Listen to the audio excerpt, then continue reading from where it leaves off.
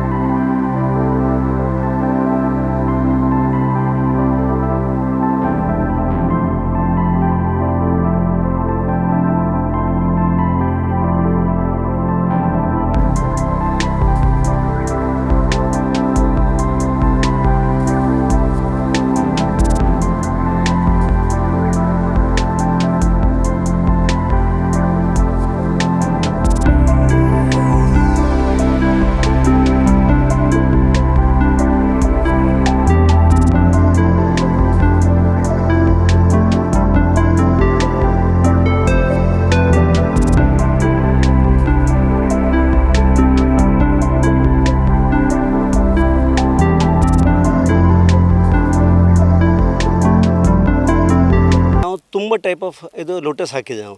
ಅದರಲ್ಲಿ ನಮಗೆ ಒಂದು 3-4 ಟೈಪ್ದು ಲೋಟಸ್ ಈಗ ನೋಡಿ, ಇದು ಬ್ರಿಲಿನಾ ಅಂತ ಹೇಳ್ತೇವೆ ನಾವು. ಇದು ಭಾರಿ ಚಂದ ಬರ್ತಾ ಉಂಟು, ಡಬಲ್ ಕಲರ್ಡ್, ಇದು ಶೇಡೆಡ್ ಕಲರ್ ಉಂಟು, ಮತ್ತು ಫುಲ್ ಅದರಲ್ಲಿ ಒಳಗೆ ಎಲ್ಲ ಫುಲ್ ಪೆಟಲ್ಸ್ ಇರ್ತದೆ. ಇದಕ್ಕೆಲ್ಲ ದೇವರ ಎದುರು ಕಡೆ ಇಡುವಾಗ ಸ್ವಲ್ಪ ಡಿಮಾಂಡೇ ಒಳ್ಳೆಯದುಂಟು, ನೋಡಲಿಕ್ಕೆ ಚಂದ ಉಂಟು ಇದು ಹೂ. ಇನ್ನೊಂದು ನಾನು ಹೇಳಿದ್ರೆ ಬುಚ್ಚ ಅಂತ ಹೇಳ್ತಾರೆ. ಇದರಲ್ಲಿ ಅಂದರೆ ಇದು ಥರ ಬರ್ತಾಯಿದೆ, ಸ್ವಲ್ಪ ಇದು ದೇವಿಗೆಲ್ಲ ಜಾಸ್ತಿ ಯೂಸ್ ಮಾಡ್ತಾರೆ ಇದನ್ನು, ದೇವಿಗೆಲ್ಲ. ದೇವಿ ಟೆಂಪಲ್ನಲ್ಲಿ ಎಲ್ಲ ರೆಡ್ ಕಲರ್, ಇದು ಪಿಂಕ್ ಕಲರ್ದೆಲ್ಲ ಯೂಸ್ ಆಗ್ತಾ ಉಂಟು.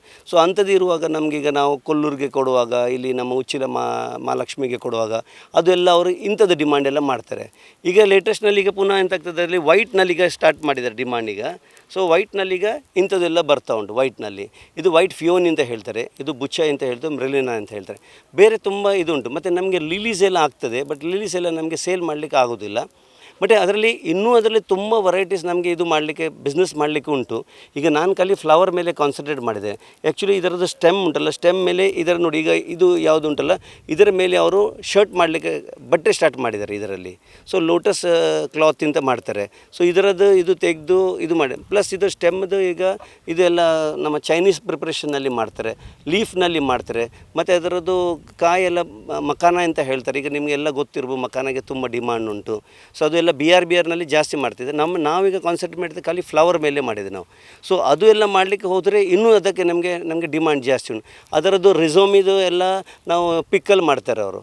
ಮತ್ತು ಇದೆಲ್ಲ ಹೂ ಇದು ಹಾಕ್ತಾ ಬಂದ ಕೂಡಲೇ ಅದರದ್ದು ಕಟ್ ಮಾಡ್ಕೊಂಡು ಅದರದ್ದು ಪಿಕ್ಕಲ್ ಮಾಡ್ತಾರೆ. ತೆಂಗು, ಭತ್ತ ಹಾಗೂ ಕಾಳು ಮೆಣಸು ಬೆಳೆಗಳನ್ನು ಬೆಳೆಯುತ್ತಿದ್ದೇನೆ.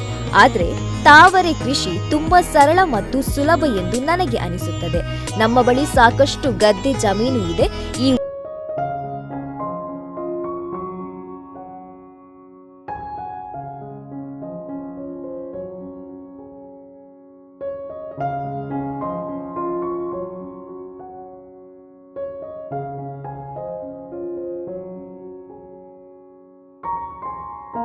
ಪ್ರಮಾಣದಲ್ಲಿ ಹೂಗಳು ಬರುತ್ತವೆ. ಲೋಟಸ್ ಇದು ಒನ್ ಆಫ್ ದ ಸ್ವಲ್ಪ ಸಿಂಪ್ಲೆಸ್ಟ್ ಅಂತ ಫೀಲ್ ಆಗ್ತಾ ಉಂಟು. ಮತ್ತು ನಮ್ಮಲ್ಲಿ ತುಂಬ ಗದ್ದೆ ಉಂಟು. ಆ ಗದ್ದೆ ಮತ್ತು ಅಂದರೆ ನಾನು ಹೇಳ್ತಲ್ಲ ನಿಮಗೆ ಬ್ಯಾಕ್ ವಾಟರ್ಸ್ ಇತ್ತು ಅದಕ್ಕೆ. ಮತ್ತು ಕೆಲವು ಸಲ ಈಗ ನಮಗೆ ಸ್ವೀಟ್ ವಾಟರ್ನಲ್ಲಿ ಮೇಲೆ ಕಡೆ ಮಾಡ್ಬೋದು. ಸೊ ಅದಕ್ಕೆ ಈಗ ನಮಗೆ ಒಂದು ಕಲಿ ಮಾರ್ಕೆಟಿಂಗ್ ಸ್ವಲ್ಪ ನೋಡಬೇಕು.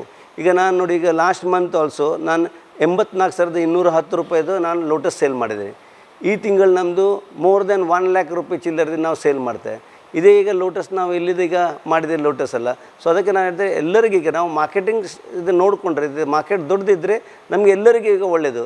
ಸಣ್ಣ ಅಗ್ರಿಕಲ್ಚರಿಸ್ಟ್ ಆಲ್ಸೋ ಅವರ ರೀತಿಯಲ್ಲಿ ಮಾಡ್ಬೋದು. ಅಂದರೆ ದೊಡ್ಡ ಹಾರ್ಡ್ ವರ್ಕ್ ಅಂತ ನಾನು ಹೇಳೋದಿಲ್ಲ ಇಲ್ಲಿ. ಬಿಕಾಸ್ ಯಾವುದಿದ್ದರೆ ಈಗ ನಮಗೆ ಬೇಸಿಕ್ ಇಲ್ಲಿ ಗದ್ದೆ, ವಾಟರ್ ಆ್ಯಂಡ್ ಸನ್, ಈ ಸೂರ್ಯದು ಬೆಳಕೆ ಬೇಕು, ನಮಗೆ ನೀರು ಬೇಕು, ಮತ್ತು ಇದು 3 ವಸ್ತು ಇದ್ದರೆ ಖಂಡಿತ ಅಲ್ಲಿ ಆಗ್ತದೆ. ಮತ್ತು ಮನೋಹರ್ ಶೆಟ್ಟಿ ಅವರು ಬೇರೆ ಬೇರೆ ಉದ್ಯಮ ಮಾಡಿಕೊಂಡು ಅದರ ಒಟ್ಟಿಗೆ ಕೃಷಿಯನ್ನು ಸಹ ಇದು ಮಾಡ್ತಾ ಹೋಗ್ತಾ ಇದ್ದರು. ಅದು ಈಗ ಹೊಸತಾಗಿ ಆಧುನಿಕ ರೀತಿಯಲ್ಲಿ ತಾವರೆಯದು ಒಂದು ಹೊಸದು ಪ್ರಯೋಗ ಮಾಡಿದ್ದಾರೆ. ಅದರಲ್ಲಿ ಅವರು ತುಂಬ ಸಕ್ಸಸ್ ಆಗಿದ್ದಾರೆ. ಅವರು ಬೇರೆ ಇದರಲ್ಲಿ ಸಹ ತುಂಬ ಸಕ್ಸಸ್ ಆಗಿದ್ದಾರೆ. ಈಗ ತಾವರೆಯಲ್ಲಿ ಸಹ ತುಂಬ ಸಕ್ಸಸ್ ಆಗಿದ್ದಾರೆ. ತಾವರೆ ದಿವಸಕ್ಕೆ ಒಂದು 500 ಹೂವು ಹೋಗ್ತದೆ. ಈ ದೇವಿ ದೇವಸ್ಥಾನ ನಮ್ಮ ಸೌತ್ ಕೇಂದ್ರದಲ್ಲಿ ಜಾಸ್ತಿ ಇರುವುದರಿಂದ ಬರುವ ಕಾಲದಲ್ಲಿ ತುಂಬ ದೇವಿಗೆ ದೇವಸ್ಥಾನಕ್ಕೆ ಹೂ ಜಾಸ್ತಿ ಹೋಗ್ಬೋದು ಅಂತ ನಮ್ಮ ಒಂದು ನಿರೀಕ್ಷೆ ಉಂಟು. ಆದ್ದರಿಂದ ಈಗ ಕೊಲ್ಲೂರಿಗೆ ಹೋಗ್ತಾ ಉಂಟು, ಮತ್ತು ಮ್ಯಾಂಗ್ಳೂರಿಗೆ ಹೋಗ್ತಾ ಉಂಟು, ಮತ್ತು ಮಹಾಲಕ್ಷ್ಮಿಯಲ್ಲಿ ಉಚ್ಚಿಲ ದೇವಸ್ಥಾನಕ್ಕೆ ಹೋಗ್ತಾ ಉಂಟು, ಮಾರಿಗುಡಿಗೆ ಹೋಗ್ತಾ ಉಂಟು, ಮತ್ತು ಲೋಕಲ್ ಹೀಗೆ ಎಲ್ಲಕ್ಕೆ ಕೊಂಡೋಗಿ ಮಾರ್ತಾ ಇದ್ದಾರೆ. ಮತ್ತು ಕೆಲವು ಇದು ಪೂಜೆ ಪುರಸ್ಕಾರಕ್ಕೆ ಎಲ್ಲ ಕೊಂಡೋಗ್ತಾರೆ. ಮನೋಹರ್ ಎಸ್ ಶೆಟ್ಟಿ ಅವರು ಉದ್ಯಮದಲ್ಲಿ ಯಶಸ್ಸು ಸಾಧಿಸಿದ್ರು ಕೃಷಿಯ ಮೇಲಿನ ಪ್ರೀತಿಯನ್ನ ಉಳಿಸಿಕೊಂಡು ಆಧುನಿಕ ಕೃಷಿಯ ಮೂಲಕ ಇತರರಿಗೆ ಮಾದರಿಯಾಗಿದ್ದಾರೆ. ಅವರ ಈ ಕೃಷಿ ಪ್ರೀತಿಯಿಂದಾಗಿ ಮುಂದಿನ ದಿನಗಳಲ್ಲಿ ಉಡುಪಿ ಜಿಲ್ಲೆಗೆ ಮಟ್ಟುಗುಳ್ಳ ಮತ್ತು ಶಂಕರಪುರ ಮಲ್ಲಿಗೆಯಂತೆ ತಾವರೆ ಕೃಷಿಯು ಹೊಸ ಗುರುತಾಗುವ ಭರವಸೆ ಇದೆ. ಹಡಿಲು ಬಿದ್ದ ಗದ್ದೆಯನ್ನ ಆದಾಯದ ಮೂಲವನ್ನಾಗಿ ಪರಿವರ್ತಿಸಿ ತಾವರೆ ಕೃಷಿಯಲ್ಲಿ ಹೊಸ ಅಧ್ಯಾಯ ಬರೆಯುವ ಅವರ ಪ್ರಯತ್ನ ನಿಜಕ್ಕೂ ಶ್ಲಾಘನೀಯ. ಪ್ರಮೋದ್ ಸುವರ್ಣ, ನಮ್ಮ ಕುಡ್ಲ ನ್ಯೂಸ್ 24x7 ಉಡುಪಿ.